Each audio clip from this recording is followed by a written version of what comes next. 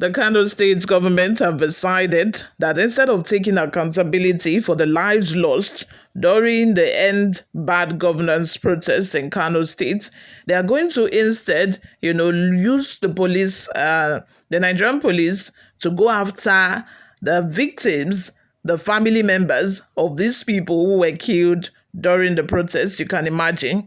Only in Nigeria would you find such a thing happened.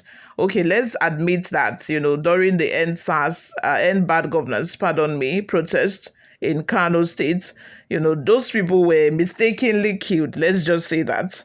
What about now? What is the responsible government supposed to do? As a response, if they were to be a responsible government, what are they supposed to be? Is it not to compensate these people, these families who have lost loved ones? Now, these people are organizing a conference, talking about how, the government should come in to help them. And the police are going from one radio station to the other, trying to crack down on these victims. You all, before we delve right into the details of today's news, if this is your first time here, you have not subscribed to this channel, kindly click on the subscribe button down below. Like this video, also leave your opinions in the comments section below.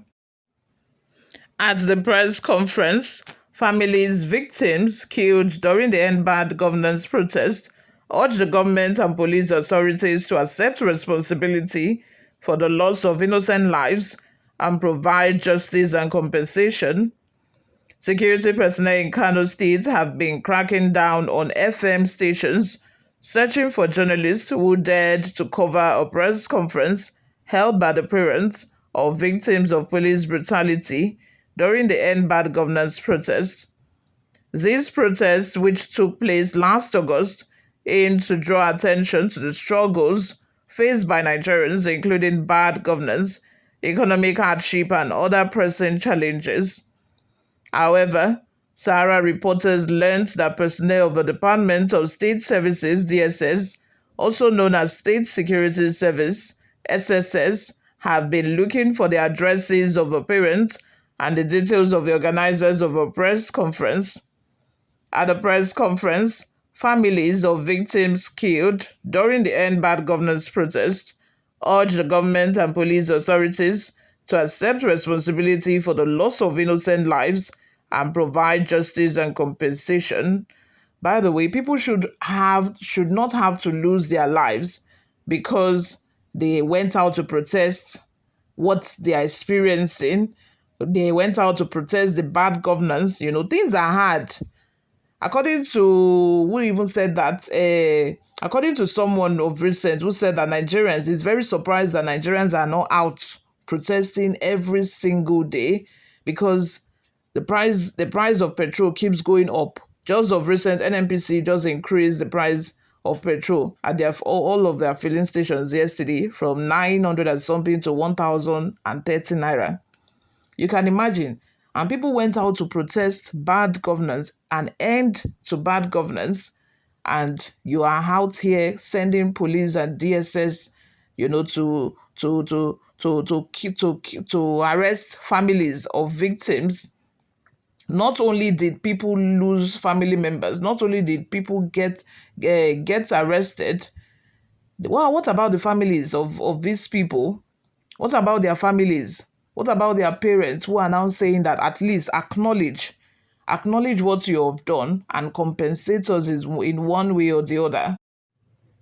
The press conference was organized by the Victim Support Initiative Nigeria on Monday in Kano, where bereaved families shared their experiences, calling for accountability for what they termed reckless actions by law enforcement officers during the demonstrations. One of the journalists visited by the security personnel said they came to our radio station because on Monday we carried the story about the grievances of the parents of those killed by the police during the August protest. They were asking us about the organizers of a press conference and the details of the parents who spoke at the press conference. The journalist added, at the press conference, Malam Yahya Ibrahim, whose son was killed during the protest, urged President Bola Tinubu to establish an independent and impartial inquiry into the killing of their children. Like, why will people who just went out to protest, why will they get killed when even terrorists are getting amnesty every single day? Even terrorists are getting reorientation. Why didn't they organize orientation for those people that went to protest? Why did the Nigerian police kill them instead? Like, is it a crime for you to express your grievances to the government? Like, when is it a crime to do that? But on the other hand, you have terrorists who are killing people, raining terror on a lot of communities in the north, getting amnesty and pardoned. Ha. Some of our sons and daughters were not even part of a protest, but were killed because of excessive force used by the police. We are ready to provide all the information and evidence, it said. Yahya Ibrahim, who lost his 5-year-old son to a stray bullet in their family compound. Imagine, would you say that a 5-year-old boy went to protest? This boy was killed by a stray bullet.